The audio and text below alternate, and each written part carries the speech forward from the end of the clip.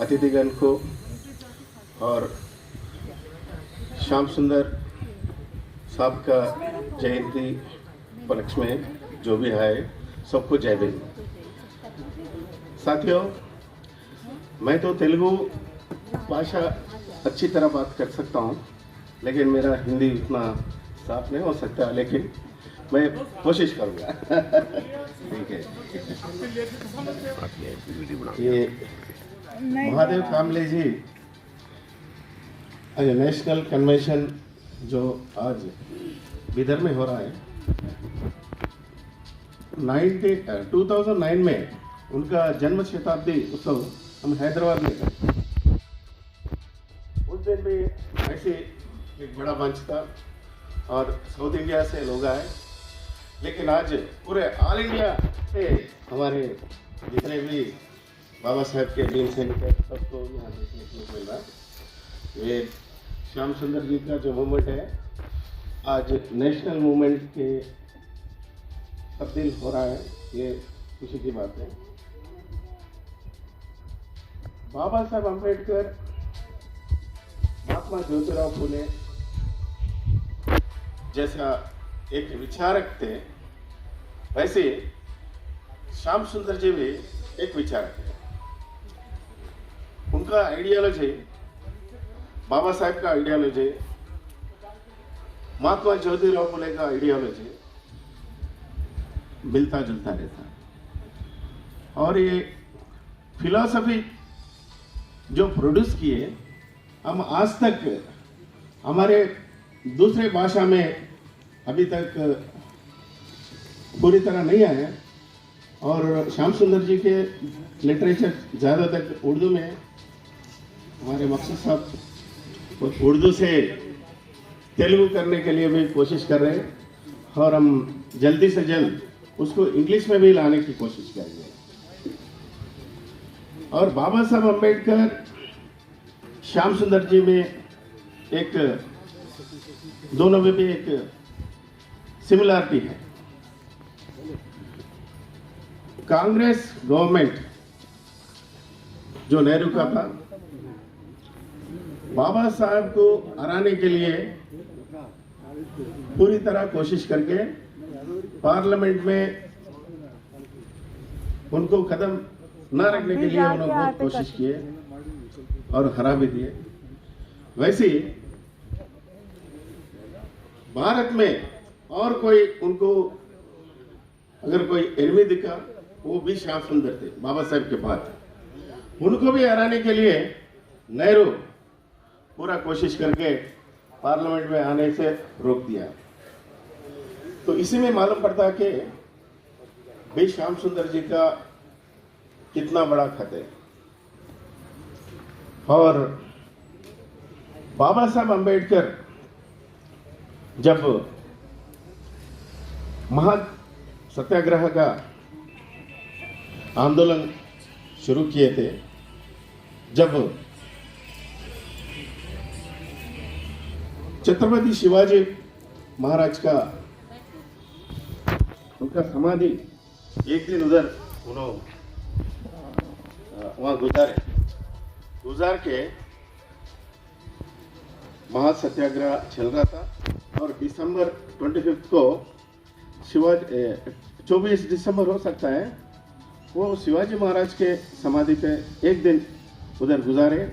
स्वतंत्रता सेनी दल के जितने भी वॉलंटियर्स थे उनको पहरा दिए, और वहाँ उनका शपथ था।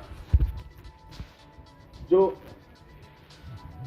सम्राट अशोका के बाद जो हमारा राजा था वो छत्रपति शिवाजी महाराज, उनका अपमान किया गया ब्राह्मणों ने, उनका बदला मैं लूंगा बोल के उस दिन शपथ लेके 25 दिसंबर के दिन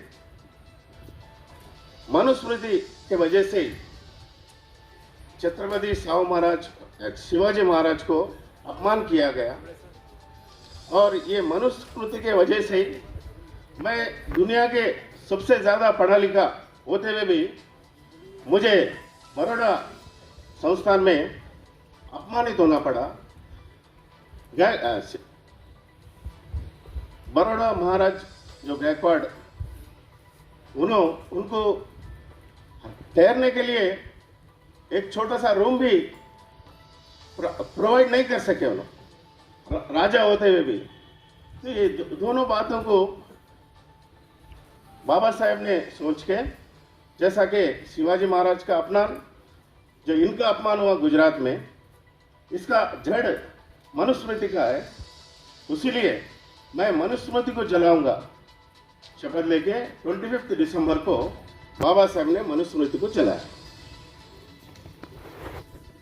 वैसे श्याम सुंदर साहब का जो मिशन को ले जाने के लिए पहला उनका एक डिक्लेरेशन था, अपने घरों में जो भी हमारे दुश्मन के फोटोस है, जो आर्य ब्राह्मणों के, और फोटोस पूरा निकाल के ये मीटिंग के पास ला लो। सब लोग ला लिए। एक उसका इकट्ठा होने के बाद उसको विसर्जन किया गया। प्रकाश साहब, विसर्जन किया गया ना? हाँ, जलाया गया। बाबा साहब जैसा जलाए मनुस्मृति को, वैसा ही मनु समाज को, ये प्रतीक जो है उसको जलाया गया। ये बाबा साहब का और बी श्याम सुंदर जी का दोनों का सिमिलरिटी है। इसलिए दुश्मनों ने उनको दुश्मन समझा, लेकिन हमारे लोग श्याम सुंदर का जो मूवमेंट था 1975 तक, उसके बाद मान्यवर कांशीराम उसको आगे लेकर गए। लेकिन श्याम सुंदर का मूवमेंट में जो उनके फॉलोअर्स थे, ज़्यादातर वो कांग्रेस में चले गए। लेकिन बाद में उनका जन्म शताब्दी के टाइम पे फिर से उभर गए श्याम सुंदर जी। आज इतना बड़ा मूवमेंट फिर खड़ा हो गया, ये बहुत खुशी की बात है। श्याम सुंदर जी का लिटरेचर हम जल्दी से जल्द तेलुगु और इंग्लिश में लाएंगे, और कन्नड़ में आप लोगों की अगर प्रयास रही थी तो हम वो भी पूरा करेंगे। और वैसा भी हमारा जो इतिहास है, जब तक हमारा इतिहास को हम नहीं पढ़ते, जब तक हमारा नया इतिहास नहीं बना सकते। बाबा साहब अम्बेडकर का लिटरेचर आज तक भी 60% मराठी में रह गया, मराठी में रह गया। इंग्लिश में 17 वॉल्यूम्स आए और थोड़े बहुत मराठी में भी आ गए, गवर्नमेंट जो छापा। फिर बाद में यूपीए गवर्नमेंट का समय में जो भावनराव खैरमोड़े बाबा साहब अम्बेडकर के पूरा लिटरेचर को 12 खंड में उन्होंने बायोग्राफी पूरा निश्चित किए। बाबा साहब जीते समय 1952 में पहला खंड उन्होंने छापा था। फिर बाबा साहब 75% मेरा जीवन इसके अंदर है बोल के बाबा साहब ने बोला। तो वैसा ये भावनराव खैरमोड़े के जितने भी आज तक मराठी में हैं, कोई दूसरा भाषा में नहीं आया। रिसेंटली सम्यक प्रकाशन जो शांति स्वरूप जी है, पूरे 12 खंड को हिंदी में ला लिया। अभी हम लोग समांतरा से उसको इंग्लिश में लाने की कोशिश कर रहे हैं। पहला वॉल्यूम अभी इंग्लिश में ट्रांसलेशन हो गया है, और अमेरिका में एक ऑर्गेनाइजेशन है अंबेडकर इंटरनेशनल सेंटर, वो लोगों से उनके सहयोग से समांतरा इंग्लिश में ये 12 खंड को प्रिंट करने के लिए कोशिश कर रहा है। और वैसे बाबा साहब का लिटरेचर मराठी में है, इंग्लिश में है, उसको पूरा तेलुगु में लाने के लिए कोशिश कर रहे। 32,000 पेजेस को अभी तक हम लोग इकट्ठा किए। अगर 32,000 पेजेस को 300 पेजेस में अगर प्रिंट भी करें तो 100 से ज़्यादा होते हैं। तो वो हम लोग अभी स्टार्ट किए हैं। जनवरी से हर महीना 2 किताब हम लोग पब्लिश करने जा रहे हैं। उसको ट्रांसलेशन के लिए एक पेज को 200 रुपये हम दे रहे हैं। तो सिर्फ ट्रांसलेशन का खर्चा 60 लाख रुपए होता। अगर उसको प्रिंट करें तो 3.5 करोड़, दोनों मिलके 4 करोड़ हो जाएंगे। उसको अगर डिजिटल में अगर तब्दील करें तो उसको ई बुक्स में ला सकते हैं और ऑडिबल कर सकते हैं। अगर ये पूरा काम अगर हो गया डिजिटल, आगे चलकर हमारे जो भी रिसर्च करने वाले हैं उनको भी उपलब्ध रहेगा। और इसको हम इंग्लिश में भी करेंगे। ये 5 करोड़ का जो प्रोग्राम है, ये 100 पीपल का एक क्राउड बुकिंग का एक मूवमेंट चला रहे। उसमें अभी तक 60 लोग आगे आए। 100 लोगों का एक अगर मिल गया तो उनके माध्यम से ही ये पूरे किताब में लाने की कोशिश करो। ये 3 साल में कंप्लीट हो जाएगा। और मैं माधव कामले से भी मैं विनती करूँगा, कन्नड़ में भी ये पूरे अगर आप लाए तो उसका पूरा सहयोग हमारा समांतर से रहेगा और ये पूरा काम उन्होंने करते बोल के मुझे पूरा विश्वास है।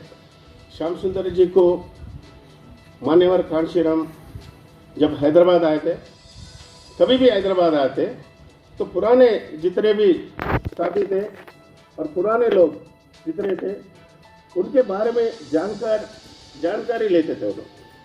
वैसे जब M.R. कृष्णा डिफेंस मिनिस्टर था और बाबा शेड्यूल फेडरेशन से उन्होंने MP बना, उनके पास हमेशा जाते थे कांशीराम। कभी भी हैदराबाद आए तो उनके पास जाते थे। वैसे ही ग्राम लेवल के थे वो, रेलवे में काम करते थे और राष्ट्रपाल, ये दोनों के पास भी मिलते थे। एक बार उन्होंने हैदराबाद में मोजमदाई मार्केट पे एक लॉज है, नालंदा लॉज, उसके अंदर महीना 2 महीना वैसे रह जाते थे कांशीराम जी, पिटते थे उन्होंने। तो एक बार आदि हिंदू मूवमेंट के जो फादर है भाग्य रेड्डी वर्मा, उनका बिल्डिंग है आज भी हैदराबाद में, वहाँ भी उन्होंने कांशीराम जी आए, एक मीटिंग भी ली उधर। पहली बार बाम सेट से पहले एक मीटिंग हुआ, उसके बाद हमेशा हैदराबाद आते गए। और 1967 में देवबर्न का पहली बार ये VT राजशेखर दलित वॉइस पब्लिकेशन से प्रिंट हुआ था इंग्लिश में। वो किताब को हम भी प्रिंट करें बाद में 2009 में। वो किताब को कांशीराम जी को हम दिए। कांशीराम भी जानते थे, लेकिन आज जो लिटरेचर है उतना तो जानकारी उनके पास नहीं था। श्याम सुंदर जी से पहले वक्ता बोले 1967 में लखनऊ में जो मीटिंग हुआ उसमें पेरियार भी थे। उस मीटिंग में सच्ची रामायण का किताब हिंदी में जो ललई सिंह पेरियार यादव, पेरियार ललई सिंह यादव, उन्होंने उसको ट्रांसलेशन करने के बाद वहाँ उधर विमोचन हुआ उसका। पेरियार को नॉर्थ इंडिया में ले जाने वाले हमारे श्याम सुंदर थे और श्याम सुंदर साहब पेरियार के साथ बहुत नज़दीक थे। हमारे प्रकाश मूल भारती, श्याम सुंदर साहब दोनों कम से कम थोड़े मेरे ख्याल से बहुत दिन तक, 3 महीने तक, 3 डेज पेरियार के घर पे रह गए। उतना संबंध था दोनों को। तो इतना बड़ा विचारक, इतना बड़ा जो कंट्रीब्यूशन है ये हमारा मूल भारत समाज के लिए, हमारे समाज भूल गया उनको। भूलने की वजह से हम इतिहास को नहीं बना पा रहे हैं। लेकिन आगे चलकर फिर से जो पुराना जो समाज था उधर जाना पड़ता। इसीलिए हम श्याम सुंदर जी को फिर से हम जिंदा करना है। हमारे नए पीढ़ी को उसका फ़ायदा मिलना है। इसीलिए श्याम सुंदर जी का जो लिटरेचर है, उनका मूवमेंट है, उसके बारे में हम सब लोग जानकार होते हुए और उनको आगे बढ़ाएंगे।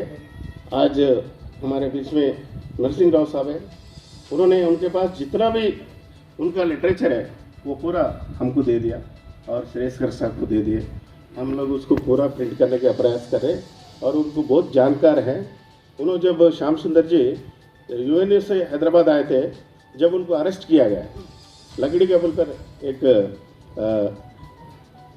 डायरेक्टर जनरल ऑफ पुलिस उनका एक कैंप था, उसके अंदर उनको लगाया गया। उन्होंने रोज़ाना टिफिन ले जाते थे, उनका भाई और इन्होंने टिफिन ले जाते थे।